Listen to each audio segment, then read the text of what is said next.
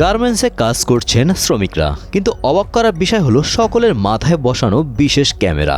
শ্রমিকদের প্রতিটি movement track করছে এই ক্যামেরা। সম্প্রতি ভারতে প্রকাশিত একটি কারখানায় এমন চিত্র দেখা যায়। শ্রমিকদের কাজের সূক্ষ্ম ধাপগুলো ধারণ করে কৃত্রিম বুদ্ধিমত্তা বা এআই ও রোবটকে প্রশিক্ষণ দেওয়ার জন্য এমন করা হচ্ছে। বিশেষজ্ঞদের মতে এই ভিডিওগুলো ইগোসেন্ট্রিক ডেটা হিসেবে ব্যবহার করা হচ্ছে, যেখানে প্রথম ব্যক্তির দৃষ্টিকোণ থেকে কাজের প্রতিটি মুভমেন্ট রেকর্ড করা হয়। এর মাধ্যমে রোবটকে শেখানো হচ্ছে কিভাবে মানুষের মতো নিখুঁতভাবে কাপড় কাটা বা সেলাই করতে হয়। এই প্রক্রিয়াকে বলা হচ্ছে ইমিটেশন লার্নিং, যেখানে মানুষের দীর্ঘদিনের অভিজ্ঞতা ডিজিটাল ডেটায় রূপান্তরিত হয়ে মেশিনের সক্ষমতা বাড়াচ্ছে।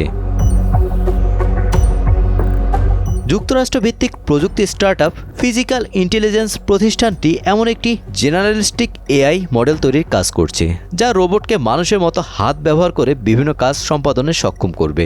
এছাড়া ফিগার এআই ও টেসলার অপটিমাস প্রকল্পের মতো বড় প্রযুক্তি উদ্যোগগুলোর কাছেও এ ধরনের ডেটা সরবরাহ করা হচ্ছে বলে জানা যায়।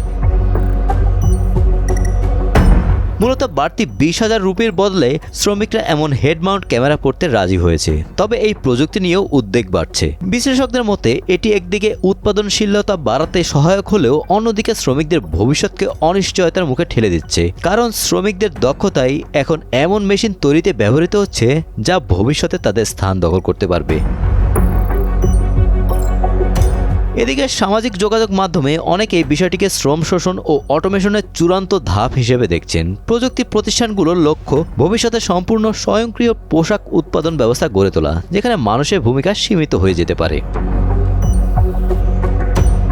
Golam Rabbani, Times today.